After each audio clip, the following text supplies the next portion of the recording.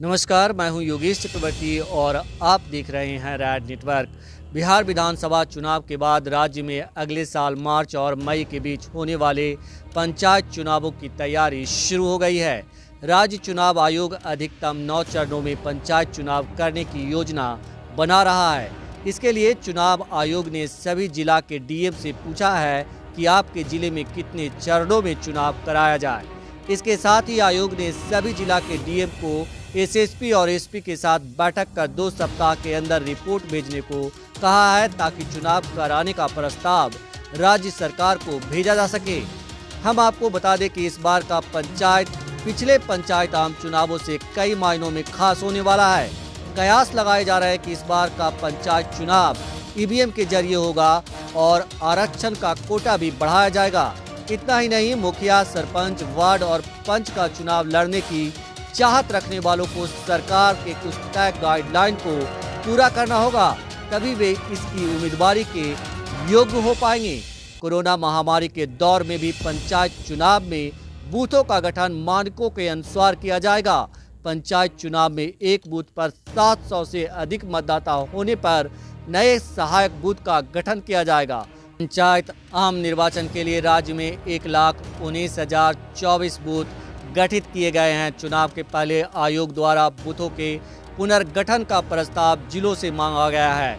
पिछले पंचायत आम चुनाव 2016 में जनवरी में ही बूथों का प्रारूप प्रकाशित कर दिया गया था। बात करें आरक्षण की तो इस समय अति पिछड़ों को 20% और SC/ST को 13% आरक्षण मिला हुआ है।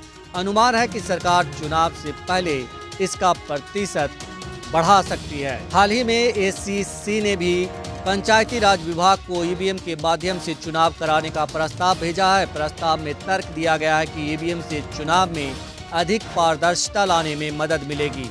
इसके अलावा मतगणना विसंगतियों और इसमें धांधली की भी जांच हो सकेगी।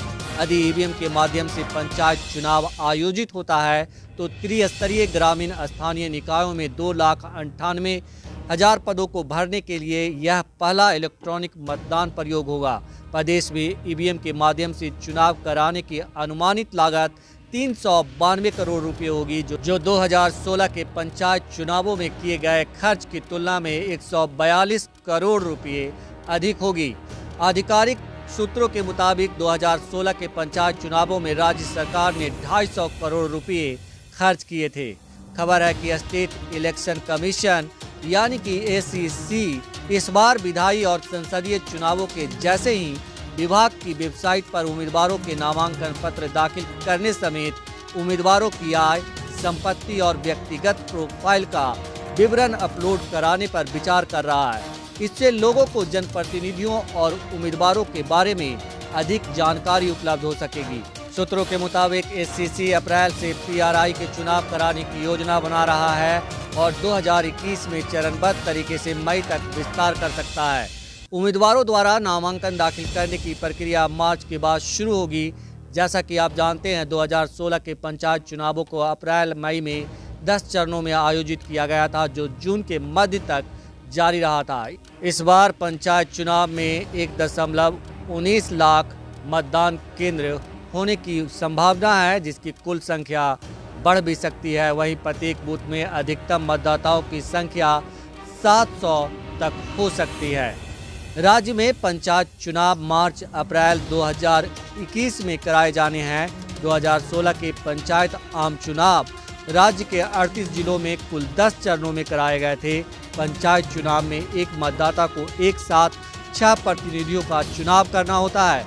अगर ईवीएम से मतदान कराया जाएगा तो यह बैलेट पेपर के चुनाव से कम समय में पारदर्शी तरीके से संपन्न हो जाएगा। पंचायत चुनाव में जिन पदों के लिए चुनाव कराया जाता है उसमें 8,386 मुखिया, इतना ही सरपंच, 1,14,000 वार्ड सदस्य, राज्य की 534 पंचायत समितियों के लिए 11,497 पंचायत समिति के सदस्य और 38 जिलों में 1,161 जिला पार्षद सदस्यों का चुनाव कराया जाना है। राज्य में 1,14,000 वार्ड हैं। ऐसे में हर वार्ड में एक बूथ के साथ वैसे वार्डों में जहां पर 700 से अधिक मतदाता होंगे वहां पर सहायक बूथों का गठन किया जाएगा। और चलते चलते पंचायत चुनाव लड़ने का मन बना रहे लोगों के लिए एक अहम जानकारी, अगर आप पंचायत चुनाव के तहत जिला पार्षद, मुखिया, समिति और वार्ड का चुनाव लड़ना चाहते हैं तो रैड नेटवर्क और सैनिटी सॉफ्टवेयर के ज्वाइंट वेंचर के तहत डिजिटल चुनाव प्रचार के लिए इस व्हाट्सएप नंबर पर संपर्क करें। इस ज्वाइंट वेंचर के तहत उम्मीदवारों की जीत सुनिश्चित कराने के लिए प्रचार प्रसार की विशेष रणनीति बनाई गई है। अधिक जानकारी के लिए व्हाट्सएप करें 8700621971। नमस्कार।